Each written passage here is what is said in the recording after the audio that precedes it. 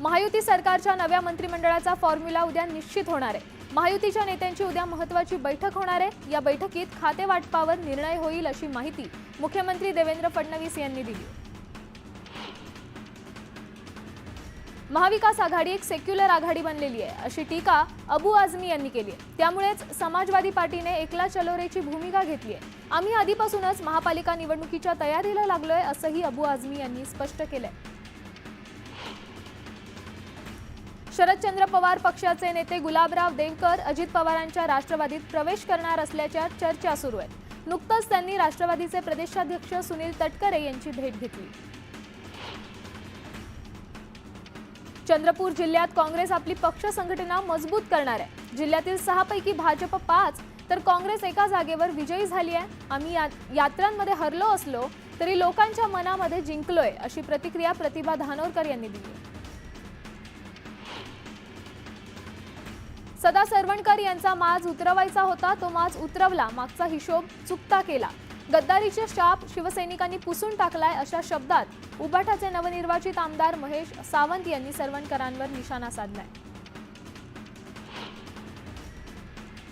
विधानसभेच्या निकालाचे आकडे आश्चर्यचकित करणारे आहेत असं शरद पवार म्हणालेत। आम्हाला 72 लाख मतं आहेत, पण 10 जागा आणि अजित पवार गटाला 58 लाख मतं, त्यांच्या मात्र 41 जागा असं म्हणत शरद पवारांनी मतांचं कॅल्क्युलेशन मांडलं।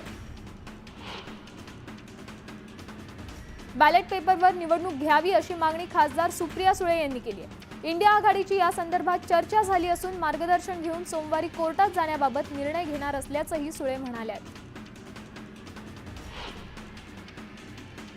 मी विधानसभेच्या आमदारकीचा राजीनामा द्यायला तयार आहे, निवडणूक बॅलेट पेपरवर घ्या असं आव्हान सुनील राऊत यांनी केलंय। मी माझ्या मतदारसंघात 40 ते 50 हजारांच्या लीडने जिंकायला हवं होतं, मात्र 16 हजारांच्या मताधिक्याने जिंकलो। हा निकाल विक्रोळी मतदारसंघातील हजारो मतदारांना मान्य नाही असंही सुनील राऊत म्हणाले। राष्ट्रवादी काँग्रेसचे नेते शरद पवार आणि जयंत पाटील उद्या सकाळी 8 वाजता मार्कडवाडीला जाणार आहेत। सोलापुरात जात शरद पवार उत्तम जाणकारांचीही भेट घेणार आहेत।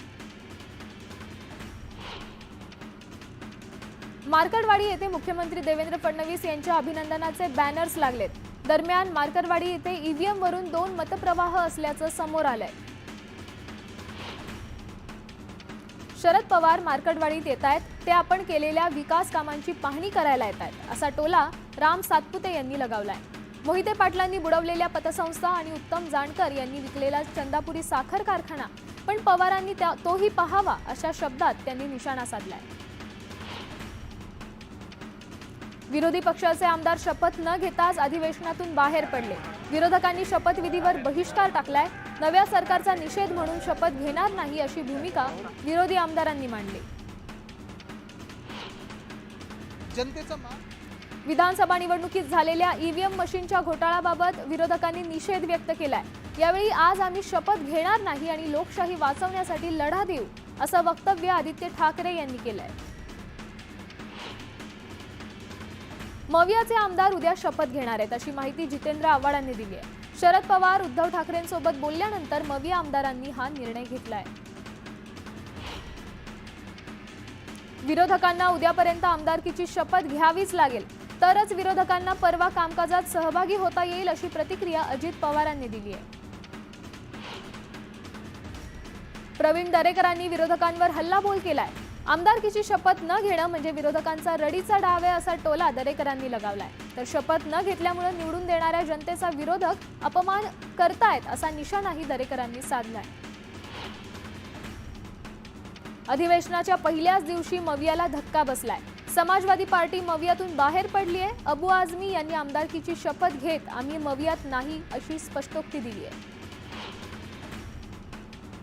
भाजपचे ज्येष्ठ नेते आणि माजी मंत्री मधुकर पिचड यांचं निधन झालंय। वयाच्या 84व्या वर्षी त्यांनी अखेरचा श्वास घेतलाय।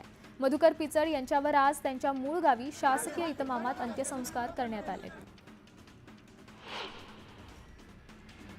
मधुकरराव पिचड यांच्यासोबत 50 वर्ष काम केलं। अकोला आणि संगमनेर हा बंधुभाव आम्ही कायम ठेवला।